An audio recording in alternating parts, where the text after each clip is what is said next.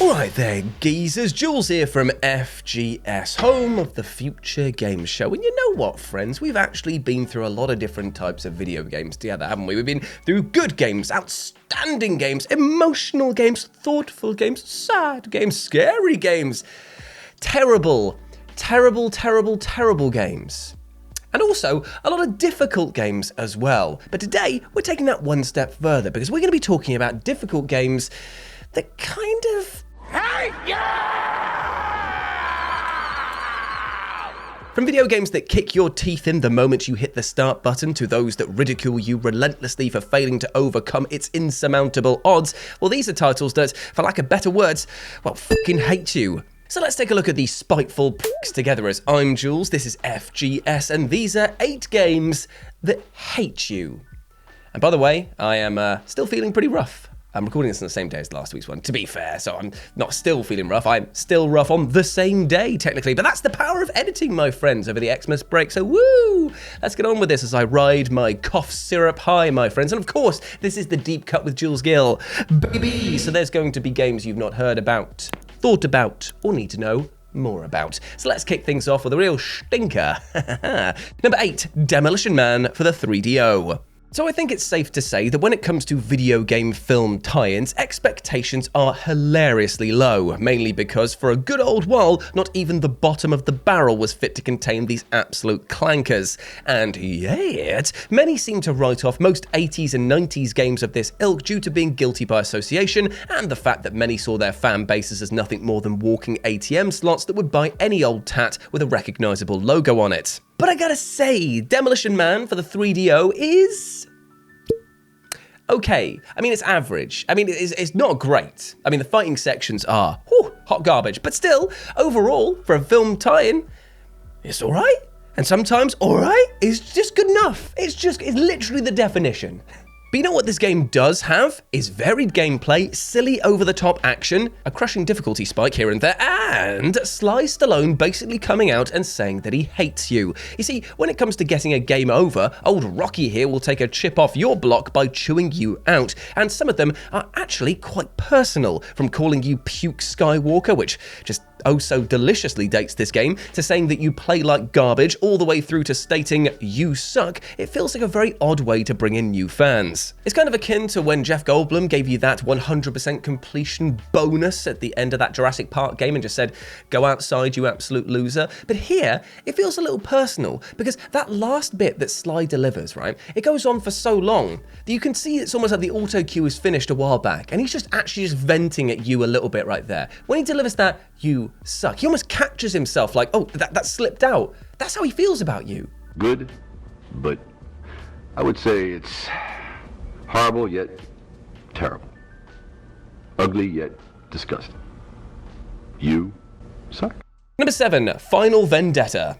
Who doesn't love a good old beat-em-up, eh? I mean, the rush of smashing a load of alleyway-dwelling louts is always going to be a good laugh, especially when you've got a mate next to you ramming a steel pipe through some joker's throat. Yeah, it's pretty horrible when you think about the amount of concussions you dole out in brawlers, but let's not think about that right now. Let's not think about that. It's all done in the name of justice anyway, so I'm sure it will be fine. However, what most definitely won't work out fine is going into Final Vendetta expecting this to be an easy ride, as this game will kick your ass repeatedly and not even give you the decency to try again. And I say this because this otherwise brilliant, if brutally difficult title offers you zero continues once you die. In a brawler! Oh, come on, brother. Why are you doing this to me? I'm crying inside. It's hard not to take this personally, as it feels like Final Vendetta is unwilling to give the player a fair shot, and doubly so when you find out that the training mode of this game, which would definitely help you beat it, is unlocked after you complete it. Seriously, what was the idea behind this? That's kind of like swapping piping hot curry into my hands and then giving me a clean bowl only after I've licked the floor clean. What are you doing? What we have, therefore, is a game that hates the concept of hand-holding so much that it actively treats the player as somebody who needs to impress them to get anything out of it. It's a rather cruel approach from a genre that is arguably tougher than most, but is meant to be about the cathartic experience of caving a dude's head in for looking at you the wrong way. Or as I like to call it, a nights out in Gateshead. Yes, I've made that joke. Yes, it's still true. And yes, I lived there, so I can say that. It's actually a nice place, to be fair. Number 6, games as a live service. Now granted, it might seem like a bit of a cop-out for me to wave my tiny little rat hands over here at the Games as Live Service bundle of various titles and just say this is no bueno, but seriously, let's unpack this absolute garbage that is right here, because you will see that it is an entire premise built on hatred. Because if we're speaking truths, these games hate the idea of you playing another video game, so try to lock you into an endless grind. They hate the idea of giving you rewards without needlessly grinding for weeks to unlock them. They hate the way that you're not spending money. Fucking come on, spend some money. I know you've got some change in those pockets. And they absolutely hate you enough to turn the act of playing a video game into something resembling a job, in which you have to log in and day out to get the most perceived value. Games as a live service hate having to be actual games, as the model rewards dropping a barren hub onto the scene and then slowly patching and spooning in additional content, but doing so while groaning, "Oh, do I have to?" Games are meant to be self-contained experiences, but live service models look to do the bare minimum to the absolute maximum, all the while beleaguering their player base with piecemeal rewards to the extent that paying real-world money seems like a better investment of your time. Thank you, Nathan, for letting me borrow your soapbox right there that I've just stood on, because of the fact I did go off on one. I realised that at the same time, but I think they fucking suck most of the time. Number 5, HellSinker. And so we turn to the wild, the weird, the wacky and wonderful world of shmups. And I need to warn you, my friends, you're going to need to probably put some sunglasses on and take some anti-motion sickness pills, because HellSinkers, it's going to scramble your brain like nothing else. Enjoy. Even viewing a few seconds of gameplay should be enough to convince many that this is not the game for them, as with more items on the menu than a tapas restaurant that serves portions by the molecule and so many projectiles, HellSinker basically strong-arms casual gamers out the door. Yet, unlike a lot of other games on this list, the contempt that HellSinkers has for you isn't something that I actively hate myself, because if you put in the hours, if you're willing to learn to play by its rules, its many rules, and put up with a bizarrely misshapen narrative, then you're going to find a game that is absolutely amazing. The designer of HellSinker approached this title with the aim of not being bound to the rules of conventional gaming logic, and it is clear that this goal has been achieved as you bounce through oddball levels, battle bosses with evolving patterns and modes, experience a disjointed narrative, and of course have a combat system based around 4 buttons, but apparently, depending on how frequently you press them, where you are in the stage, and if you charge them up, will all do different bloody things. It is a trial by fire combined with learning a new language, albeit here your Duolingo app has been replaced with nothing but a toothy maw that you have to use your eyeballs to activate. It's a difficult experience, and confusingly so as well, but HellSinkers as a whole is a game that hates you, yet you will learn to love it. It is Stockholm Syndrome the game. I don't know if I'm cool with it, but it is pretty cool as a game. Whew, so that was a lot of chat about HellSinker, but you know what else you can sink some time into, my friend? This channel, this FGS YouTube channel, my friend, and if you subscribe, which I know that you should do because you're a good person, you want to support your good old egg daddy right here, then not only will you get access to all of the updates of the weekly Deep Cut with Jules Gill, baby, but also you'll be able to see all of our daily gaming content coming out and also support my friends as well. So please do me a favor. I appreciate it. Love ya.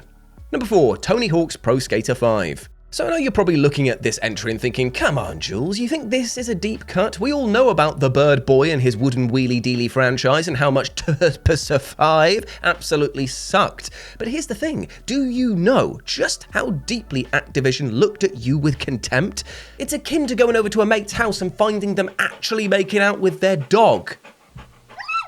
That's the face that Activision made while looking at you because it thought that you were nothing but dirty, grotty pigs. Shoddy graphics, wonky gameplay, character models phasing through the rails and structures. This game had it all, but apparently chose to implement fucking none of it. This was a title that was rightly pilloried for how abysmally unfun it was. Yet the really nasty streak of this title comes in the form of a day 1 patch that was nearly 8 GB big. Well, surely this monstrous patch fixes all of the problems in this game, right? Right? Wrong, my friend, because you know what this 8 GB patch was? It was the actual fucking game. All they shipped on the disc was a tutorial that was inaccessible until you downloaded the day one patch. If you bought a physical copy of this game, you had nothing to show for it. You couldn't play it. This is what Activision thought of its fan base, that it would just put them through a huge day one patch for a broken game and only go about this manner because the devs were still making the game despite it going to press. They truly wanted to wring the last blood from the stone on a franchise whose license was about to lapse, and boy howdy did they bleed their most loyal fans hard. So if you're sitting there in the future next to a fire in one of those high-backed armchair sort of things, just thinking to yourself, well, gee, I'm a bit too happy at the moment. I really could deal with a dose of depression. Let's see what it's about. Oh, Tony Hawk's Pro Skater 5. Let's put that on and bring the mood right down. Well, you know what, my friend? You will be depressed because you can't even play the fucking game. Stupid, stupid, stupid. Number 3, the day before. Well, what do we have here? It's the game that's on everyone's lips, and those lips are curling back in disgust because this game is utter bollocks. Can we even call it a game at this point in time? Because you can't even buy it anymore. It was an experience, much in the same way that watching your parents make sweet, sweet love is an experience.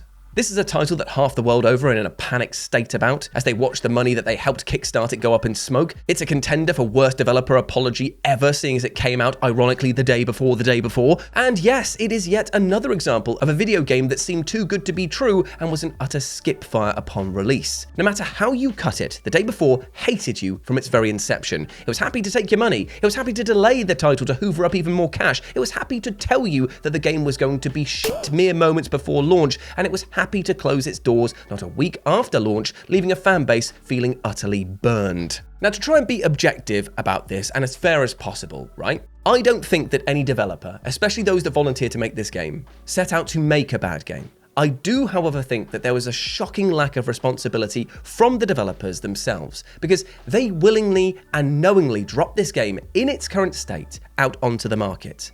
They didn't have to do that. They could have delayed it again. The volunteers, last time I checked, were volunteers. They would have probably been happy keeping to work on this game, and with the amount of money that was already circulating around, it is hard to believe there weren't funds in order to keep things going in the right direction. That's what I have a real problem with. And how can this not be a sign of utter disrespect and hatred for the gaming community? Number 2, PaRappa the Rapper Remaster.